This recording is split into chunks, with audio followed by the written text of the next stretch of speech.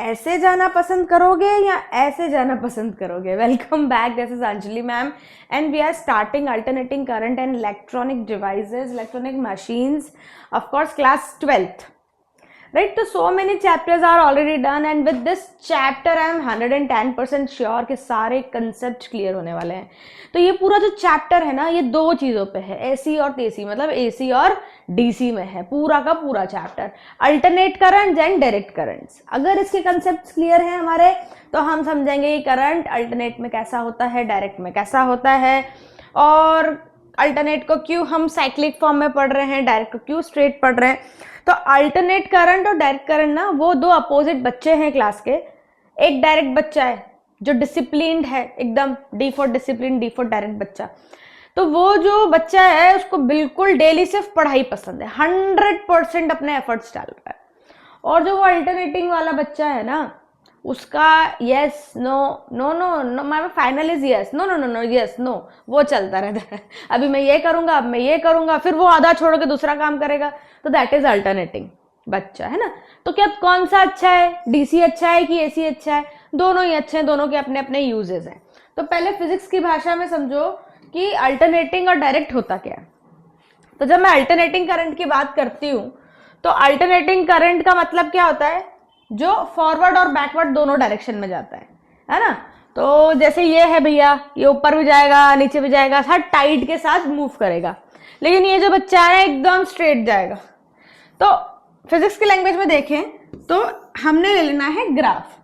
Graph से बेहतर physics को कोई समझा नहीं सकता. तो लेना है यहाँ पे दो चीज. हम करंट का टाइम के साथ ग्राफ बना रहे हैं कि हमने देखा अभी करंट कैसा जा रहा है, बढ़ रहा है कि घट रहा है, फिर थोड़े टाइम के बाद देखा, फिर देखा, फिर देखा. तो अलग अलग टाइम पे देखा कि वो साइनोसॉइडल वेव की तरह बिहेव कर रहा है. किसकी तरह बिहेव कर रहा है? साइनोसॉइडल वेव की तरह.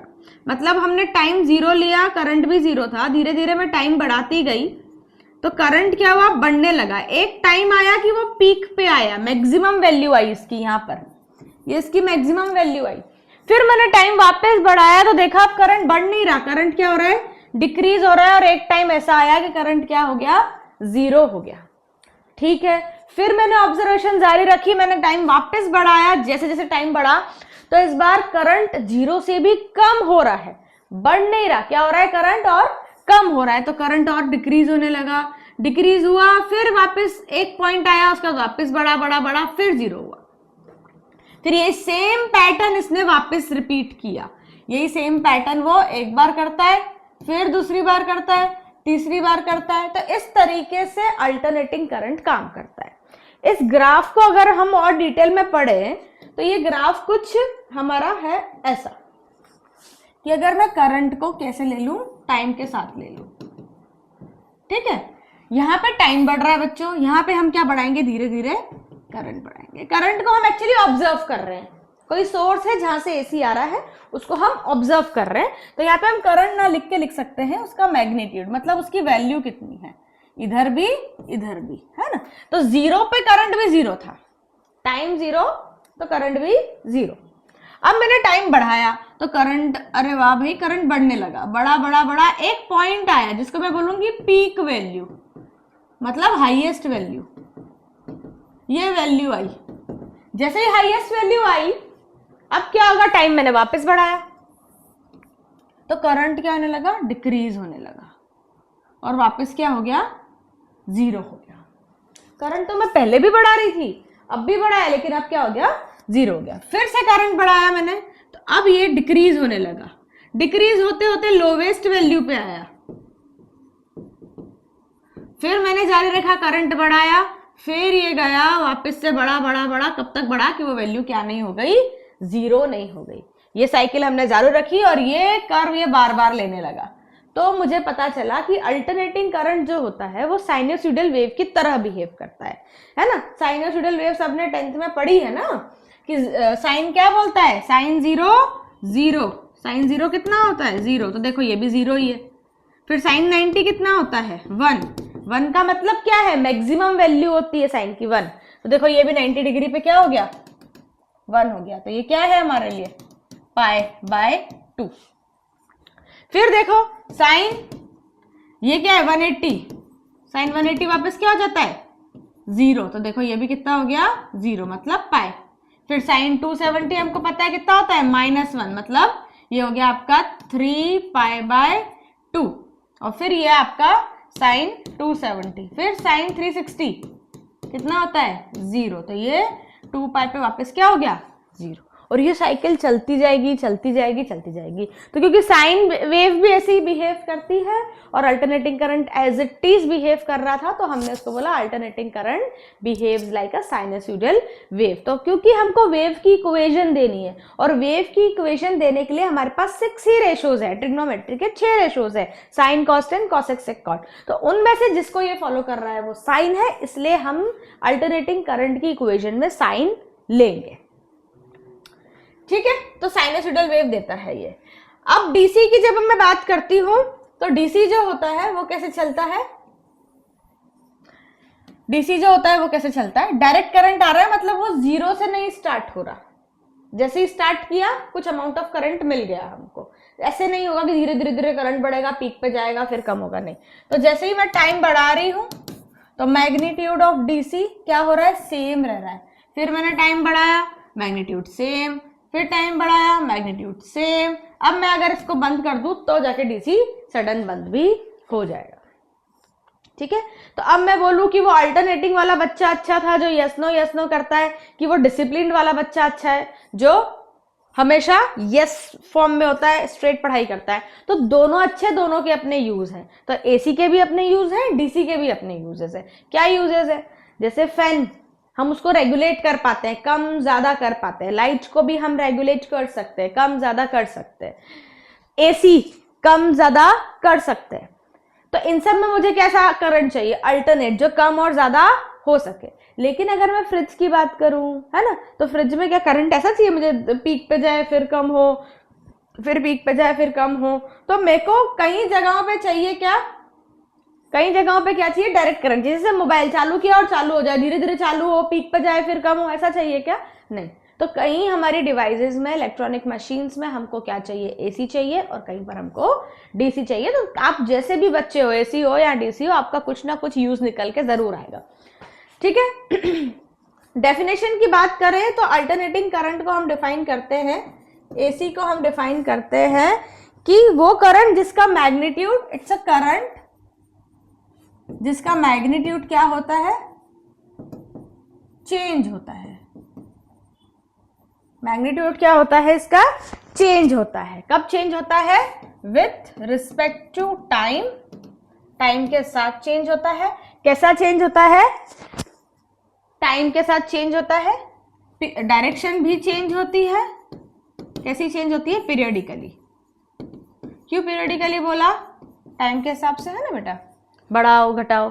जब मैं डीसी की बात करती हूं तो इसका जो करंट होता है, उसका जो मैग्नीट्यूड होता है, वो क्या होता है, does not change with respect to time. तो ये चेंज नहीं होता और वो चेंज हमेशा होता रहता है।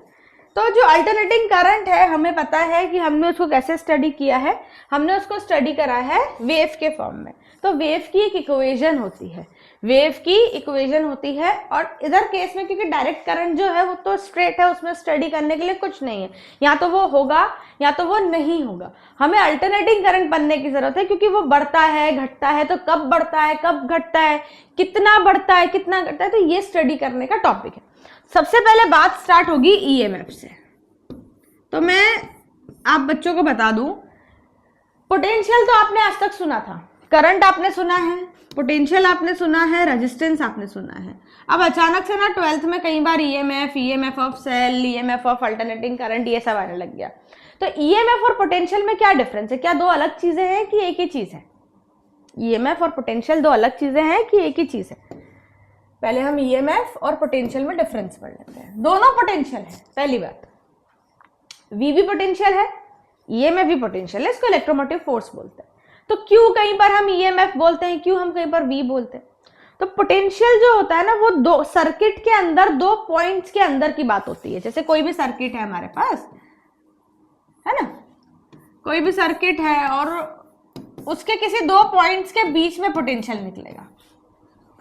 जब मैं इस पूरे सर्किट की बात कर लूंगी ना तो ईएमएफ हो जाए। तो EMF is total and potential is what actually used. जैसे फॉर एग्जांपल एक एग्जांपल दूं, दो बच्चे हैं वो रेसिंग पे ले जा रहे हैं, ठीक है, दो बच्चे नहीं, एक ही बच्चा समझ लो, एक बच्चा है वो रेसिंग के लिए गया। अब रेसिंग के लिए गया तो इनिशियली उसके दिमाग में कैसा है, मैं फुल एनर्जी लगा दूंगा, ये रेस जीत जाऊंगा। उसके दिमाग में जो उसने पोटेंशियल, उसकी जितना पुशिंग पावर है उसके पास खुद को, तो यही ईएमएफ बैटरी की पुशिंग पावर होती है कि मैं इतना पोटेंशियल दूंगा, इतना करंट आएगा। पर ऐसा होता नहीं है, बीच में रेजिस्टेंस आ जाते हैं, तो करंट जितना चाहिए उतना आता नहीं है। तो जितना आता है पोटेंशियल वो V है, और जितना उसने सोचा था वो ईएमएफ है। तो इसने इनिशियली जो सोच के रखा होगा, क्या सोचा उसने इनिशियली कि मैं बहुत एनर्जी लगाऊंगा, ऐसे खेलूंगा, वैसे खेलूंगा, लेकिन फाइनली क्या होता है, इतनी एनर्जी वो लगा नहीं पाता। अभी तक उसने स्टार्ट नहीं किया, अभी तक बैटरी ने करंट देना स्टार्ट नहीं किया, उसके पहले उसके पास जितनी पावर थी देने की वो ईएमएफ है। अब जब ये भागा तो जितना सोचा था ना उतना पोटेंशियल नहीं, उस पोटेंशियल से नहीं भाग पाया। क्यों? क्योंकि कोई साइड वाले बच्चे ने कभी धक्का दे दिया, कभी हवा तेज चल गई, कभी लग गई, कभी चक्कर आ गया, तो पोटेंशियल उतना, बीच में रेजिस्टेंसेस आ गए। तो फाइनली कितना पोटेंशियल कन्वर्ट कर रहे हो, सोचा तो था इतना इतना पढ़ लेंगे, वो आपका ईएमएफ है, लेकिन आपने पढ़ा कितना, वो आपका पोटेंशियल है। तो ईएमएफ इनिशियल है, जितना आप सोच के रख रहे हो कि हाँ मैं इतना इतना ऐसे करूंगा, और पोटेंशियल आपका क्या है, जो एक्चुअल हम वर्क कर रहे हैं। तो पोटेंशियल क्या है, जो एक्चुअली इस बैटरी में है, जिसने एक्चुअली पोटेंशियल से कन्वर्ट हमको दिया, जितना था उतना पूरा आई हमको नहीं मिला, तो ये ईएमएफ है। तो हम इनिशियली ये मान के चलते हैं कि ईएमएफ कितना है, कितना मिला करंट, वो तो दूसरा। तो अभी हम पूरे सर्किट की बात करेंगे और बैठ के बातें कर रहे हैं तो ईएमएफ की बातें होगी, है ना। तो ईएमएफ, अब देखो ईएमएफ की इक्वेशन क्या होती है हमारे पास, E is equals to E naught sine omega T. Equation पढ़ लो, ओमेगा क्या है, टी क्या है। ओमेगा वो एंगुलर फ्रिक्वेंसी है, क्यों? क्योंकि हमने क्या बोला, ये क्या है, एक साइकिल है, ये साइकिल है। तो ये एक एंगल से जा रही थी ना, ये 0, फिर कुछ आया 30, 60, फिर यहाँ पे 90 डिग्री आया, फिर 180 आया, 3π/2 आया, 2π आया। तो एंगुलर, एंगल में मूव कर रहे हैं ना, तो एंगुलर, और क्योंकि टाइम के साथ मूव कर रहे हैं तो ओमेगा टी। वैसे क्या होता है, साइन थीटा होता है, होता कितना है बेटा, साइन थीटा होता है। देखो ये भी समझाते हैं, होता कैसा है, साइन थीटा होता है ना।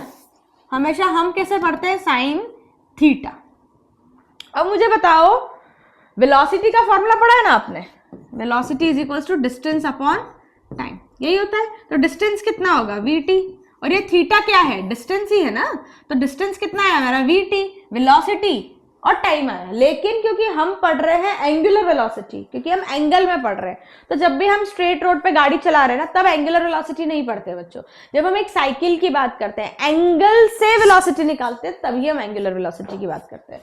तो v को मैं लिखूंगी ओमेगा, एक नया फ्रेंड है आपका ओमेगा, तो इसको मैं लिख दूं साइन ओमेगा टी। ये ईएमएफ होना चाहिए, लेकिन इधर हम एक कांस्टेंट लगा देते हैं कि भाई कुछ वैल्यू ऊपर नीचे हो सकती है, वो कांस्टेंट ओमेगा है, और वो कांस्टेंट को हम बोलते हैं पीक वैल्यू। क्या बोलते हैं इसको हम, पीक वैल्यू है। अब ये पढ़ो, तो E is equals to E naught sine omega T, ये अभी हमारे पास क्या, साइनोसॉइडल ईएमएफ की, अल्टरनेटिंग ईएमएफ की इक्वेशन। ठीक है, अब मेरे को इसमें से करंट की इक्वेशन निकालनी है। क्या निकालनी है, इसमें से मुझे करंट की इक्वेशन निकालनी है। तो E is equals to E naught sine omega T होता है, ध्यान रखना है। पर ओम बाबा ने हमको क्या बोला, ओम्स लॉ ने क्या बोला हमको, V is equals to I R बोला, ऐसे ही बोला। हम V नहीं ले रहे, हम क्या ले रहे हैं, टोटल ईएमएफ ले रहे हैं। क्या ले रहे हैं बच्चों, हम टोटल ईएमएफ। तो V की जगह मैं क्या लूंगी, ओमेगा, ओमेगा नहीं epsilon, E is equals to I R. यहां से I की वैल्यू कितनी आ जाएगी, E अपॉन आर, लेकिन E कितना है मेरे पास, इतना है, तो पुट करो इसको, तो I is equals to E कितना है, E naught sine omega T upon are.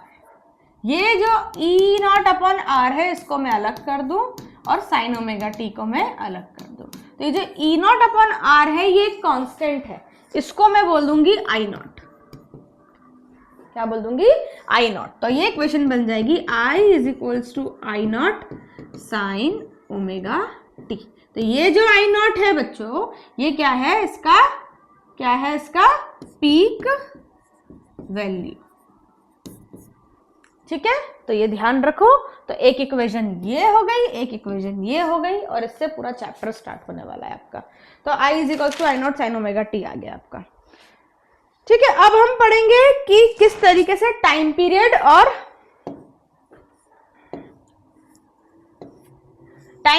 Frequency क्या होते हैं। देखो, सबसे पहले तो एक साइकिल जो होती है ना, वो कुछ ऐसी होती है, ये विजिबल होगा, ये एक साइकिल है, this is one cycle, this is one cycle.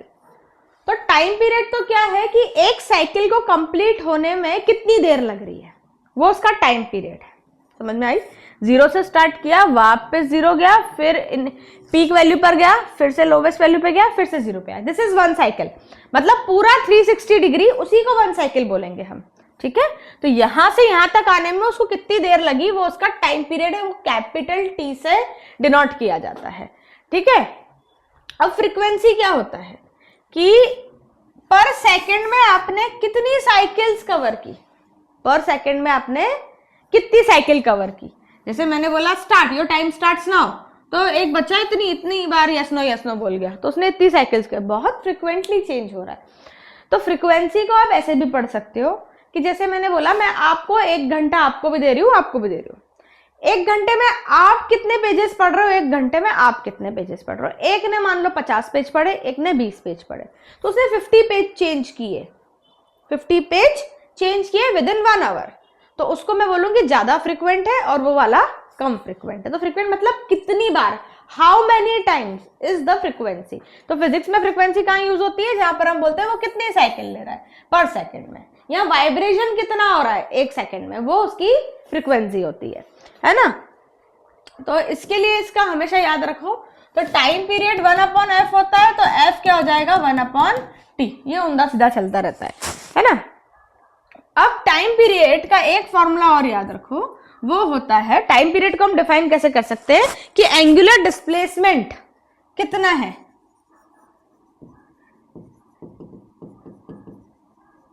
Upon angular velocity. ये कहां से आया formula, v is equals to क्या होता है, डिस्टेंस अपॉन टाइम। तो टाइम क्या होगा, d बाय v नहीं होगा, होगा ना। तो डिस्टेंस कौन सा है यहाँ पर, एंगुलर डिस्प्लेसमेंट, क्योंकि हम तो बात ही किसकी कर रहे हैं, हम तो बात ही एंगल की कर रहे हैं। तो डिस्प्लेसमेंट भी कौन सा, एंगुलर, है ना, और वेलोसिटी भी कौन सी, एंगुलर। तो एंगुलर डिस्प्लेसमेंट मतलब कितना होगा, एक साइकिल में कितना होता है, 2 पाई होता है, यहां से यहां तक 2 पाई होता है, तो इसको जगह 2 पाई लिखो। और एंगुलर वेलोसिटी को क्या बोलते हैं, ओमेगा। तो टी का फॉर्मूला आया 2 पाई बाय ओमेगा, आएगा कि नहीं। लेकिन अब अगर टी ये आया तो एफ क्या होता है 1/t, साइकिल्स पर सेकेंड, तो पर सेकेंड। ठीक है, अगर 2 साइकिल ले रहा है तो 2 × 1/t, 3 साइकिल ले रहा है तो 3 × 1/t, ऐसे ले सकते। चलो, तो f is equals to 1/2 pi by omega, क्योंकि t की वैल्यू मैंने 2 पाई बाय ओमेगा, ओमेगा कहाँ जाएगा बच्चों, ऊपर। तो फ्रीक्वेंसी कितना आ गया, ओमेगा/2 पाई। तो ये भी याद रखना है फॉर्मूले, ये भी याद रखना है फॉर्मूला, है ना। अब इसी को अगर हम चाहें तो उसमें भी पुट कर सकते हैं, है ना। यहां से देखो ओमेगा की वैल्यू कितनी आएगी, 2 पाई डिवाइड में वहां कैसे जाएगा, मल्टीप्लाई में जाएगा, तो 2 pi f is equals to omega. तो ये भी याद रखो। तो ये सब चीजें जो हमको बार बार याद रखनी है। मान लो अभी मैंने इक्वेशन निकाली थी, I is equals to I not sine omega T, ये निकाली थी। तो I is equals to I not sine, अभी मैंने देखा ओमेगा की वैल्यू कितनी है बच्चे हमारे पास, 2 पाई एफ है। तो मैं इसकी जगह पे रख दूं 2 पाई एफ, और यहाँ रख दूं मैं क्या, टी।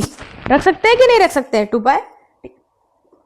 तो I is equals to I not sine 2 pi, और f को मैंने क्या बोला 1/t, तो इसको मैं क्या लिखूं 1/t, और ये क्या बोलूं मैं, t, है ना। और क्या हो जाएगा, I is equals to I not sine 2 pi by T dot T. अब देखो यहाँ पे 2 t आ रहे हैं, एक छोटा t, एक बड़ा t। छोटा t की बड़ा t तो चाहिए सबको, तो t और कैपिटल T। तो कैपिटल T क्या है, पूरा कंप्लीट साइकिल का टाइम पीरियड। एक साइकिल में 1 सेकंड में उसने कितनी साइकिल ली, वो टोटल टाइम पीरियड है ये, है ना, it's a total time period. और ये इक्वेशन में जब ये वेव चल रही थी तो मैं किसी एक टाइम पे इसकी इक्वेशन लिख रही थी। मान लो इस पॉइंट पे मैं इक्वेशन लिखूं, इस पे लिखूं, तो एक इंस्टेंट टाइम पे जब मैं ये इक्वेशन बनाती हूं तो उसको बोलती हूँ स्मॉल टी, इंस्टेंट टाइम। मतलब एक पर्टिकुलर टाइम पे जब हम ये इक्वेशन बना रहे हैं, तो टी और टी में कंफ्यूज नहीं होना है। चलो नेक्स्ट हम कर रहे हैं अभी mean value of AC over one complete cycle. तो ये हमको प्रूफ करना है, और इसको प्रूफ करने के लिए देखो करंट है, करंट की इक्वेशन है I is equals to I not sine omega T, है ना। करंट आता कहां से? चार्ज से। फ्लो किसका होता है? चार्ज का। तो मान लो कि जो ये मैंने साइकिल ली है, ये जो साइकिल मूव है, जो अल्टरनेटिंग करंट है, उसमें मैं मान लूं कि एक छोटे टाइम पीरियड के लिए, मतलब मान लो जब यहां से यहां तक गया हो ना, इतना सा टाइम यहां से यहां तक, तो ये मान लो आई जो है ना सेम है, इतना मान के चलना पड़ेगा। नहीं मानेंगे, करंट अगर चेंज हो गया तो हम एक भी इक्वेशन से सॉल्व नहीं कर पाएंगे। तो हमें कुछ तो मानना पड़ेगा। मान लो, मानना ही मानना है, फिजिक्स लिया है ना। तो हमने ये मान लिया कि for small time interval current जो है वो क्या है? For small time current remains same. ये हमने मान लिया कि करंट जो है वो कैसा है? सेम है। तो मुझे एक बात बताओ, करंट होता क्या है? करंट होता है Q अपॉन टाइम। लेकिन क्योंकि मैं स्मॉल टाइम के लिए ले रही हूं, for a small time period, तो करंट क्या हो जाएगा? dQ upon dt। डी के दो मीनिंग है, डिफरेंशिएशन भी है और स्मॉल टाइम में भी हम वही लेते हैं, और स्मॉल टाइम में डी लेके चलते हैं और फिर उसको आगे चल के एज अ डिफरेंशिएशन ही यूज करते हैं हम। तो यहां पर क्या हो जाएगा? dQ कितना आ जाएगा बच्चों? I dt। तो ये स्मॉल टाइम के लिए आया। उन्होंने स्मॉल टाइम थोड़ी बोला, उन्होंने क्या बोला? वन कंप्लीट साइकिल के लिए निकालो। तो इसको मैं क्या करूं? इंटीग्रेट कर दो दोनों तरफ, इंटीग्रेट ही करना पड़ेगा ना। तो ये जीरो से लेके क्या हो जाएगा? टोटल चार्ज, जिसको आप Q भी मान सकते हो, है ना। तो टोटल चार्ज कितना हो जाएगा? Q हो जाएगा, या Q ऐसा ले लो या ऐसा ले लो, लग मर्जी है। और टोटल टाइम जीरो से लेके कैपिटल T, क्योंकि जब साइकिल लेते हैं तो वो कैसे लेते हैं? जीरो से T, है ना। तो ये जीरो से T ले लो। तो ये हो गया जीरो से Q dQ, मतलब Q क्योंकि differentiation of dx is x, अरे integration of dx is x, क्योंकि यहाँ पे कुछ नहीं है, मतलब क्या है? 1। तो 1 का कांस्टेंट का डिफरेंस इंटीग्रेशन हमेशा जिसके रिस्पेक्ट में इंटीग्रेट कर रहे हो वो वैल्यू होती है। फॉर्मूला है, याद कर लो, क्योंकि कई सारे बच्चे ऐसे होंगे जिन्होंने बायो लिया होगा तो उनको फिजिक्स के डेरिवेशन करने में थोड़ी प्रॉब्लम होती होगी। तो ये हो गया Q, ये जाएगा जीरो से लेके T। अब I T के रिस्पेक्ट में नहीं है, इंटीग्रेशन T के रिस्पेक्ट में हो रहा है ना। ये जो है, ये जो D वाली टर्म होती है ना, उसके साथ क्या है वो देखना जरूरी होता है। अगर वो टर्म इधर प्रेजेंट नहीं है तो ये पूरा टर्म कैसा हो जाता है? कांस्टेंट हो जाता है। तो I क्या कांस्टेंट ले ले क्या? ये पूरी साइकिल में I क्या कांस्टेंट था क्या? नहीं, I कांस्टेंट नहीं था, वो चेंज हो रहा था। कैसे चेंज हो रहा था? ऐसे चेंज हो रहा था। तो ये I की वैल्यू यहाँ रखनी पड़ेगी। क्या है वो? I not sine omega T, और फिर लिखेंगे क्या? dt। अब यहाँ पे दो वैल्यू है, एक I नॉट है और एक साइन ओमेगा टी है। ऐसे तो नहीं साइन को अलग कर दो और ओमेगा टी को अलग कर दो, इतना दिमाग तो नहीं लगाते हो ना, ऐसा अंधा दिमाग नहीं लगाना। चलो, तो I अलग है, I नॉट, और साइन ओमेगा टी अलग है। तो ये क्योंकि कांस्टेंट है और क्योंकि सिर्फ कांस्टेंट नहीं है, समझना। जब सिर्फ कांस्टेंट होता, मतलब अगर मेरे को ऐसे करना होता I नॉट dt, तो ये क्या हो जाता है? I नॉट t, बस इतना हो जाता है ये, क्योंकि जो वेरिएबल है वो लग जाता है कांस्टेंट के साथ। लेकिन ये ऐसा नहीं है, I नॉट के साइन साइन ओमेगा टी है, तो इंटीग्रेशन साइन ओमेगा टी का होगा और I नॉट क्या हो जाएगा? धक्का देके बाहर निकाल देंगे उसको। तो Q की वैल्यू कितनी हो जाएगी? I नॉट बाहर निकालो, तो ये कितना हो गया? साइन ओमेगा टी और dt। इंटीग्रेशन जीरो से लेके t तक हो रहा है ना। अब भाई याद रखो, integration of sine x dx कितना होता है? माइनस कॉस x होता है। तो साइन ओमेगा टी का तो कितना हो जाएगा? माइनस कॉस ओमेगा टी हो जाएगा। लेकिन x होता है ना, तो तो cos x होता है, ये x नहीं है। मतलब अगर ये t है ना तो इसको t के रिस्पेक्ट में लो बच्चों, तो इसको लोगे sin t dt का कितना होता है माइनस cos t। मतलब जिसके रिस्पेक्ट में हो रहा है ना सिर्फ वो ही प्रेजेंट होना चाहिए, कोई साथी गण अलग नहीं चलेगा, कोई अलग लाओगे तो उसका टिकट अलग लगेगा। तो अगर मान लो मैं यहाँ पर ओमेगा साथ में लाई थी, ओमेगा साथ में था ना, तो जो एक्स्ट्रा होता है ना उसका डिवाइड होता है। इंटीग्रेशन का रूल है कैसा, sign omega T D T अगर है तो उसका माइनस कॉस ओमेगा टी तो होगा, लेकिन जिसको माना था ना टी उसका डिफरेंशिएशन होता है नीचे, तो डी टी ओमेगा टी का कितना हो जाएगा बच्चों, ओमेगा हो जाएगा खाली। तो इतना शॉर्ट में याद रखो बायो वाले तो, कि जो एक्स्ट्रा है ना उसको डिवाइड में लिख दो, बस इतना याद रखो। तो ये हो गया इंटीग्रेशन आपका, ठीक है। कहां से कहां तक हो रहा है बच्चों, 0 से लेके t तक हो रहा है, बाहर आई नॉट चल रहा है, इस बाजू q चल रहा है, ठीक है। तो q is equals to I naught, इस ओमेगा के पास t नहीं है तो इसमें वैल्यू पुट नहीं होगी, तो इसको निकालो बाहर, निकाल दिया बाहर। अंदर ये माइनस को भी बाहर निकालो, क्या बचा अंदर, cos ओमेगा t 0 से लेकर t, हो गया। तो ये क्या हो जाएगा, q is equals to I naught upon omega, capital upper limit minus lower limit, तो cos omega t minus cos omega 0। ये हमने दोनों लिमिट्स क्या कर दी, इसकी पुट कर दी। अब दोनों लिमिट्स पुट करने के बाद यहीं पर करूं कि कहीं और करूं, चलो जूम आउट कर देते हैं इसको, फिर इसको हम कर देते हैं थोड़ा सा मूव, तो यहीं पर हो जाएगा, ये कर दिया, यहाँ ले आया इसको, ठीक है बच्चों। तो अब तुमको मिल जाएगा जगह, ये आ गया, यहाँ पर कितना आ गया, ये क्या है, हाँ cos omega T upon omega, ये आंसर। तो ये वैल्यू रखी, q is equals to minus I naught omega, अंदर क्या चल रहा है, cos ओमेगा की जगह क्या रख सकते हो, 2 pi bye t dot t minus cos 0 कितना होता है, 1 होता है, t से t कैंसिल हो जाएगा, q is equals to minus I naught upon omega, 2 pi भी 1 होता है, 1 माइनस 1 0, तो q कितना हो गया, minus I naught upon omega into 0, मतलब q कितना हो गया, 0। मतलब total charge in a complete cycle is 0। अगर चार्ज 0 तो करंट कितना हो जाएगा, 0 ही हो जाएगा ना, क्योंकि टोटल एवरेज करंट की डेफिनेशन भी लिखो तो वो भी क्या है, q अपॉन टी ही है, तो q 0 है तो आई एवरेज भी कितना हो जाएगा, 0 हो जाएगा। तो average value over a one complete cycle, mean value या एवरेज वैल्यू बोलो एक ही बात है, वो कितनी हो जाएगी, 0 हो जाएगी। डन, होप समझ में आया डेरिवेशन। चलो तो अभी average value of AC over half cycle निकालना है। मतलब ये जो साइकिल है ये हाफ लिया हमने, ये टी है, ये हाफ है, इतना, तो इसका निकालना है हमको, मान लो ये इतना ही खाली, तो ये कितना होता है, t/2 होता है ना 0 से, अगर टोटल t था तो ये t/2 है। मतलब जो हमारी i की इक्वेशन है, i is equals to I not sine omega T, बाकी सब वो सब सेम, कि स्मॉल टाइम के लिए करंट सेम रखो, फिर चार्ज की वैल्यू, q की वैल्यू, i की वैल्यू कितनी होती है, स्मॉल के लिए dq/dt होती है, तो dq कितना होगा, i dt होगा। टोटल करंट निकालना है तो क्या करो, इंटीग्रेट करो, ये 0 से लेके q होगा, ये 0 से लेके t/2 होगा, क्योंकि हमको हाफ साइकिल के लिए करना है इसको। किसके लिए करना है, हाफ साइकिल के लिए करना है। तो 0 से लेके q dq, तो q हो गया आपका।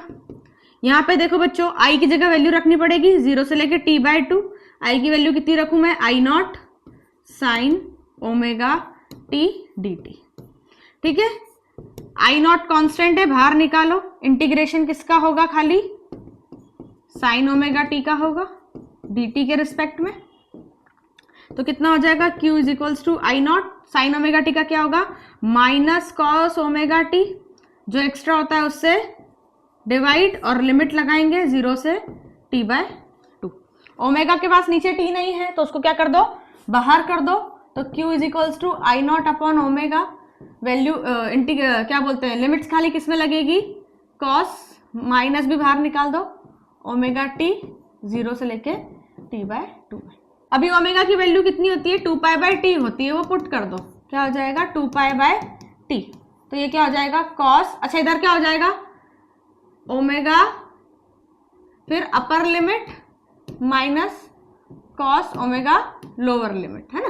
तो हो जाएगा Q is equals to minus I naught, ये T नीचे ऊपर जाएगा अपॉन 2 पाई, यहाँ पर भी कॉस की वैल्यू रख दो, क्या होती है 2 pi by T dot T by 2 cos omega into 0 पूरा कितना हो जाएगा 0, है ना। यहाँ पे T से T कट, 2 से 2 कट, तो Q is equals to minus I naught upon T 2 pi, अंदर क्या बचेगा कॉस पाई माइनस कॉस 0, इतना ही बचेगा। Q is equals to minus I not T upon 2 pi, ध्यान है ना, सो तो नहीं गए। कॉस पाई मतलब कॉस 180 कितना होता है -1, और कॉस 0 भी कितना होता है 1, तो -1 कितना हो जाएगा -2, 2 से 2 कट जाएगा, माइनस माइनस प्लस हो जाएगा, तो Q की वैल्यू कितनी आ जाएगी हमारे पास आई नॉट टी अपॉन पाई, ये हो जाएगी। हमें Q नहीं निकालना है, हमें Q निकालना है क्या, हमें क्या निकालना है, हमें तो निकालना है T, I average. I average निकालने के लिए आई की वैल्यू कितनी होती है बच्चों, आई एवरेज निकालना है Q बाय कितना होता है T होता है। इधर मैं कौन सा T लूंगी, छोटा T लूंगी कि बड़ा लूंगी, यहां पर मैं T लूंगी हाफ, क्योंकि मैं कौन सी साइकिल के लिए कैलकुलेट कर रही हूं, उसको हाफ साइकिल के लिए ही कैलकुलेट कर रही हूँ, जो T बाय 2 है। मतलब यहां पर कौन सा T लिया जाएगा T बाय 2। Q की वैल्यू मेरी कितनी I I not T upon pi into T by 2, यहाँ पे T से T कट जाएगा मेरे पास, और ये आ जाएगा I average is equals to 2 I naught upon pi, ऐसे ही आएगा, है ना। या फिर आप इसको 2 बाय पाई को हम थोड़ा सॉल्व कर लेंगे, पाई की वैल्यू 3.14 रखोगे तो 2 अपॉन 3.14 इंटू आई नॉट आ जाएगा, और जब मैं 2 अपॉन 3.14 को सॉल्व करूंगी तो ये आ जाएगा 0.637, कितना आ जाएगा 0.637 आई नॉट।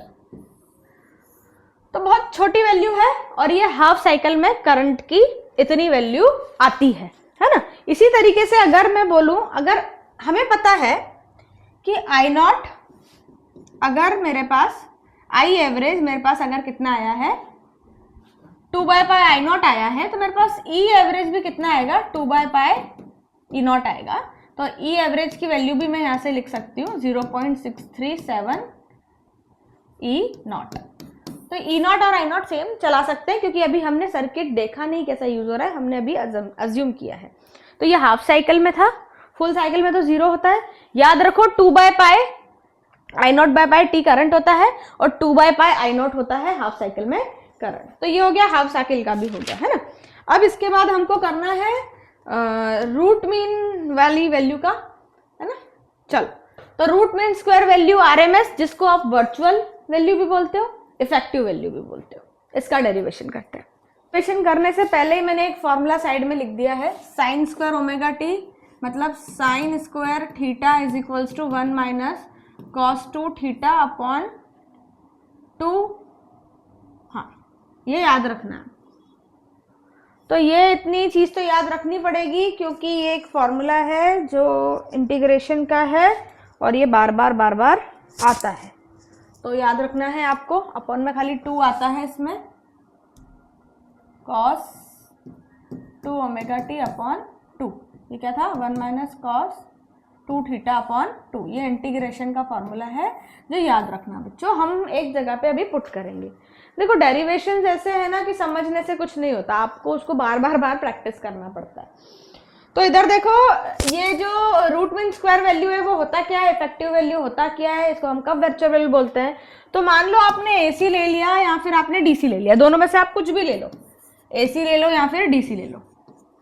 इस पे जब हम कोई रेजिस्टेंस लगाएंगे तो कुछ हीट निकलेगी, इसमें H1 निकलेगी या इसमें H2 निकलेगी। तो एक ऐसी वैल्यू जिसमें दोनों में सेम हीट निकले, ऐसी वैल्यू करंट की जिसमें दोनों में हीट कैसी निकले, सेम निकले, वो जो करंट होता है उसको आई आरएमएस या आई इफेक्टिव या फिर आई वर्चुअल बोलते हैं। मतलब डीसी में भी ये प्रोड्यूस करो आप या फिर एसी में प्रोड्यूस करो, हीटिंग इफेक्ट जो रेजिस्टेंस से आ रहा है वो सेम आ रहा है, उसको आई आरएमएस या फिर आई इफेक्टिव हम बोलते हैं। इसको भी स्टार्ट करेंगे हम I is equals to I not sine omega T से ही। लेकिन क्योंकि पता है हम IRMS, आई इफेक्टिव या IV की जो बात कर रहे हैं वो हीटिंग इफेक्ट के कारण आती है। तो हीटिंग इफेक्ट का फॉर्मूला आपने 10th में भी पढ़ा है, H is equals to I square RT, यही पढ़ा था। तो ये पूरी साइकिल में जब वो करंट हम दे रहे हैं, किसी सर्किट को हम करंट दे रहे हैं, तो हीटिंग इफेक्ट तो चालू ही रहता है। देखो टीवी बहुत देर तक चलेगी तो गर्म हो जाएगी, है ना, लाइट बहुत देर तक चलेगी तो गर्म हो जाएगी, किसी को भी चलाओ बहुत देर तक गर्म, मम्मियाँ भी बहुत काम कर लेती है तो गर्म हो जाती है, पापा बहुत काम कर लेते हैं गर्म हो जाते हैं, बस यही है। इसको भी करंट बहुत देर तक दिया है तो वो गर्म हो गए, तो गर्म होंगे। तो एक छोटे टाइम पे देखें कितना हीटिंग इफेक्ट है, तो क्या करूं, D स्मॉल टाइम इंटरवल पे, तो टाइम भी कैसा ले लूंगी, DT ले लूंगी। इतना समझ में आया। तो अगर स्मॉल टाइम पे इतनी हीट निकल रही है तो टोटल में कितनी निकलेगी, टोटल मतलब इंटीग्रेशन, टोटल कितना निकलेगा, 0 से लेके H DH is equals to I square R, integration 0 से लेके कहां तक जाएगा, T तक DT, है ना। ये हम समझ गए। तो ये हो जाएगा H is equals to R, तो कांस्टेंट ही आपको पता है, इंटीग्रेशन होगा 0 से लेके T तक, किसका, I स्क्वायर DT। लेकिन H क्या है, ये हीटिंग इफेक्ट कब है, हम कौन सा H ले रहे हैं, H1 ले रहे हो कि H2 ले रहे हो, कौन सा ले रहे हो, DC ले रहे हो कि AC ले रहे हो। तो हम एक कॉमन H ले रहे हैं जो दोनों में कैसा होगा, सेम होगा। तो वो सेम कब होगा, जब इसकी वैल्यू कितनी होगी, I स्क्वायर RT नहीं, I इफेक्टिव RT होगी। क्यों, क्योंकि ये वो टाइम है जब हीट कैसी निकलेगी, ये वो करंट है जिसमें दोनों की हीट कैसी हो जाएगी, सेम। किसकी सेम, DC और AC की। तो H की जगह पे मैं क्या लिख दूं, I square effective RT is equals to R 0 से लेके T, I की जगह रख दो I not sine omega T, I का स्क्वायर है तो इसका भी स्क्वायर कर दो और कर दो DT। समझ में आया इतना।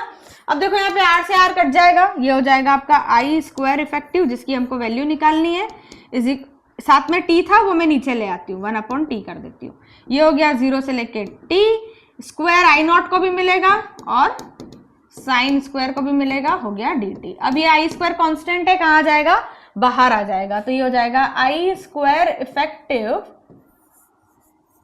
Is equals to I naught square upon T integration 0 से T sine square omega T DT। अब लगाऊंगी मैं ये फॉर्मूला, क्या लगाया, 1 minus cos 2 omega T upon 2 DT। तो ये फॉर्मूला लगाया हमने इसका, ठीक है। अब ये 2 कांस्टेंट है, इसको बाहर करो, ये हो जाएगा I square effective is equals to I naught square upon T और साथ में 2। तो इंटीग्रेशन एक बार 1 का होगा, फिर इंटीग्रेशन किसका होगा, 0 से T तक cos 2 ओमेगा T का होगा DT, है ना। चलो परफेक्ट, यहाँ आएगा DT, वैसे तो यहाँ हटा दो ऐसे, चलो परफेक्ट, है ना। अभी देखो बच्चों, I square effective is equals to I naught square upon 2T। Constant का इंटीग्रेशन मैंने आपको पहले भी बताया था, क्या हो जाता है, T हो जाता है। तो ये 1 का कितना हो जाएगा, T हो जाएगा, ठीक है, माइनस अभी cos 2 ओमेगा T का कितना हो जाएगा, sin 2 ओमेगा T हो जाएगा कि नहीं, हो जाएगा sin 2 ओमेगा T। एक्स्ट्रा कौन है T के साथ, 2 ओमेगा, तो वो आ जाएगा, ये कहां से कहां तक जाएगा, 0 से लेकर T तक जाएगा। इतना समझ में आया, है ना, हाँ कि ना। चलो भाई, अब ये करते हैं, I square effective is equals to I naught square upon 2T, ये हो गया मेरा T, माइनस यहाँ पे मैं लिखूं अपर लिमिट माइनस लोअर लिमिट, तो साइन 1/2 ओमेगा बाहर निकाल देती हूँ बच्चों, वो तो कांस्टेंट है, तो sine 2 omega capital T put किया माइनस साइन 2 ओमेगा 0, यही है, समझ में आया था। अभी I square effective is equals to I naught square upon 2T, T minus 1/2 omega. Omega की जगह मैं क्या लिख सकती हूँ बच्चों, 2 पाई T लिख सकती हूँ, तो T से T कैंसल, तो साइन 4 पाई, साइन पाई कितना होता है बच्चों, 0, माइनस 2 इंटू ओमेगा इंटू 0, मतलब ये भी 0, तो साइन 0 भी कितना होता है, 0। तो अंदर मेरे पास क्या बचा, खाली T माइनस अभी 0 का मल्टीप्लाई इसमें होगा तो ये पूरी टर्म भी कैसी हो जाएगी मेरी 0। तो खाली कितना बचेगा मेरे पास, ये आई इफेक्टिव कितना बचेगा मेरे पास, I square effective is equals to I not square upon 2t बचेगा। यहाँ पर t से t कैसा हो जाएगा, कैंसिल। तो आई इफेक्टिव कितना आ जाएगा, root of I not square upon 2, मतलब कितना हो जाएगा I effective I naught upon root 2, और 1 अपॉन रूट 2 की वैल्यू होती है जो याद करनी है, कैलकुलेटर से तो निकाल लोगे, जिसको मिलेगा 12th में, नहीं मिला तो याद करनी है इसकी वैल्यू आपको 0.707, 0.707। तो I effective is equals to 0.707 I naught. समझे, इजी है डेरिवेशन की नहीं। हीट को लेके चलना है, इसमें इंटीग्रेट किया, लेकिन ये वो हीट है जो सेम है, मतलब इफेक्टिव वाली हीट है। यहाँ पे आई से आई नॉट की वैल्यू पुट करी, आर से आर काट दिया, ये टी भी मैं इधर ले आई। साइन स्क्वायर में मैंने उसका ये फॉर्मूला लगाया, 2 को बाहर ले लिया, आई का इंटीग्रेशन अलग किया, cos 2 ओमेगा टी का इंटीग्रेशन मैंने अलग किया। इसका इंटीग्रेशन टी हुआ, ये हो गया cos 2 omega T upon 2 omega, 2 omega constant था उसको बाहर किया, अपर लिमिट माइनस लोअर लिमिट लगाई, ओमेगा की जगह 2 पाई बाय टी रखा, टी से टी कट गया, ये आ गया साइन 4 पाई। पाई की सारी वैल्यूज पे साइन 0 होता है और साइन 0 भी 0 होता है, मतलब ये पूरी टर्म मेरी क्या हो गई, 0 हो गई। खाली क्या बचा, टी, टी से टी हो गया मेरा कट, आई स्क्वायर अपॉन 2 बचा, स्क्वायर हटा के इधर रूट किया तो आई स्क्वायर अपॉन रूट 2 आया। ये आई की वैल्यू आई। हमें साथ ही साथ निकालना है एक और, क्या, एक और निकालना है, कौन सा निकालना है, तो इस बार हमको इफेक्टिव वैल्यू का रिलेशन निकालना है ईएमएफ के साथ। तो हीट का जो इक्वेशन होता है ईएमएफ के साथ वो होता है v square upon R T, ये फॉर्मूला हमको पता है। इस केस में हम v की जगह क्या लेंगे, E लेंगे, क्योंकि हम ईएमएफ की बात कर रहे हैं। ये हमारा हीट का इक्वेशन है। अब हमने वापस अल्टरनेटिंग करंट की ग्राफ लिया, ईएमएफ का ग्राफ भी ले सकते हैं, सेम ही ग्राफ होता है। स्मॉल टाइम पीरियड में जो हमारी हीट है वो कितनी होगी, तो ये हो गया हमारे पास E square upon R T. Small time period में मैं इसको dt लूंगी, इसको मैं dh लूंगी। टोटल निकालने के लिए मैं क्या कर दूंगी, इसको इंटीग्रेट कर दूंगी। इतना समझ में आपको भी आता है। ये हो गया h इज इक्वल्स टू 0 से लेके t, e की जगह मैं रख दूं ई नॉट साइन ओमेगा टी का स्क्वायर अपॉन r, और ये आ गया मेरे पास dt। बच्चों ये जो हीट है ये कौन सा हीट है, जब करंट कैसा है, इफेक्टिव है, इफेक्टिव ईएमएफ वाला। तो इफेक्टिव ईएमएफ के लिए मेरे पास h की इक्वेशन कितनी है, E effective square upon R T. अच्छा ये पता चलता है ना कैसे आया, देखो h इज इक्वल्स टू क्या है, आई स्क्वायर आर टी। आई क्या होता है, v बाय आर, तो आई स्क्वायर कितना होगा, v square by R square. तो आई स्क्वायर की जगह रखो v square by R square, है ना, t। तो एक से एक कट जाएगा, क्या बचेगा, v square by R T, क्योंकि यहाँ पे ईएमएफ ले रहे हैं तो e square by R T, है ना, ऐसे आता है ये। तो इफेक्टिव हो जाएगा ये इज इक्वल्स टू, ये 1 बाय आर कॉन्स्टेंट है, इसको बाहर निकालो, जो r से r कट जाएगा, इंटीग्रेशन होगा 0 से लेके t तक, एप्सिलॉन नॉट भी कैसा है, कांस्टेंट है, स्क्वायर देके बाहर निकाल दिया। साइन स्क्वायर ओमेगा टी का फॉर्मूला लगाऊं क्या, 1 minus cos 2 omega T upon 2 dt। ये 2 भी कांस्टेंट है, मैं इसको भी क्या करूं, बाहर निकालूं, ठीक है। ये t यहाँ मल्टीप्लाई में, यहाँ कैसा आएगा, डिवाइड में आएगा। तो E इफेक्टिव का square is equals to E naught square upon 2t। Integration होगा तो एक बार होगा बच्चों 1 का dt के साथ, माइनस एक बार होगा किसका, cos 2 ओमेगा टी dt। इतना समझ में आया।